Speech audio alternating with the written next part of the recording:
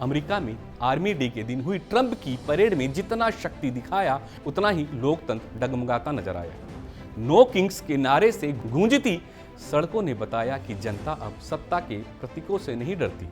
$45 million की सलामी पर जब सवाल उठे तो जवाब मिला, ये राष्ट्र गौरव है। पर सवाल ये है, क्या राष्ट्र गौरव अब लोकतांत्रिक मूल्य से बड़ा हो गया है? अमेरिका का आर्मी डे, देश की सैन्य शक्ति का उत्सव। राष्ट्रपति डोनाल्ड ट्रंप ने वाशिंगटन डीसी में जब भव्य परेड की सलामी ली तो दृश्य बिल्कुल किसी साम्राज्य की शक्ति प्रदर्शनी जैसा था। टैंक, तोप, हेलीकॉप्टर, बम वर्षक विमान, विश्व युद्ध से लेकर आधुनिक युद्धक टेक्नोलॉजी तक सब सड़कों पर दिखे और बजट $45 मिलियन। लेकिन इस सैन्य शक्ति के साथ जो नहीं दिखा वह था लोकतंत्र की सहमति, क्योंकि इसी दिन अमेरिका के 2000 से अधिक शहरों में विशेष प्रदर्शन हुए। विरोध का पैटर्न और प्रतीक। विरोध केवल संख्या का नहीं, पोस्टर पर लिखा था no kings in America. Los Angeles विरोध का हिंसक हुआ। पुलिस ने आंसू गैस और लाठियों का सहारा लिया। वहीं डलास और ह्यूस्टन में लोगों ने नाटक, गीत और रंगमंच और कला के जरिए अपना विरोध दर्ज कराया। प्रदर्शनकारियों की एक ही बात थी, ये परेड सेना के सम्मान के लिए नहीं, ट्रंप की राजसी अहंकार का प्रदर्शन है। ट्रंप की परेड बनाम अमेरिकी परंपरा। अमेरिका एक लोकतंत्र है, यहाँ राष्ट्रपति नहीं सम्राट होता है। अब तक कोई भी अमेरिकी राष्ट्रपति ऐसा सैन्य परेड नहीं करता रहा। 1991 में खाड़ी युद्ध के बाद बुश सीनियर ने जरूर एक बार सैनिकों का जुलूस निकाला था, लेकिन आज के जैसे राजनीतिक रंग और व्यक्तिगत केंद्रित कभी नहीं रही।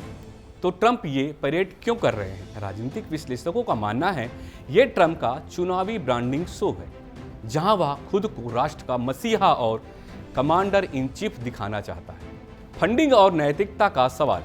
ट्रंप प्रशासन ने इस परेड पर $45 मिलियन खर्च किए, जो एक मध्यम दर्जे के अमेरिकी शहर की सालाना शिक्षा बजट के बराबर है। विरोधियों का सवाल है, क्या देशभक्ति का इजहार टैक्स पेयर्स के पैसों से होना चाहिए?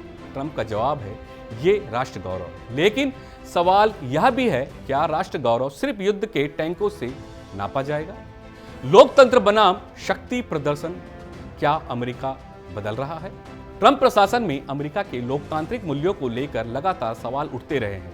न्यायपालिका पर हमले, मीडिया को फेक न्यूज कहना, विरोधियों को देशद्रोही ठहराना और अब सत्ता के लिए सैन्य प्रतीकों का इस्तेमाल, क्या यह सब अमेरिका को तानाशाही की दिशा में ढकेल रहा है?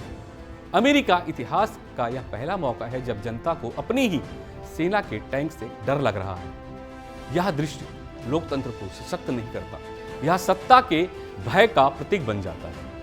अमेरिका के भीतर फूटती असहमति की आग।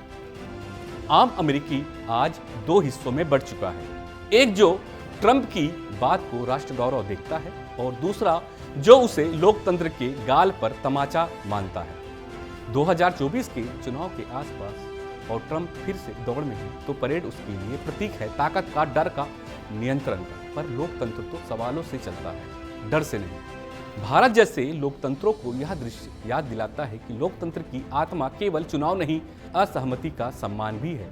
अगर अमेरिका जैसी परिपक्व लोकतंत्र में तानाशाही के संकेत दिख सकते हैं तो बाकी देशों को सत्ता के सैन्यकरण से सचेत रहना चाहिए।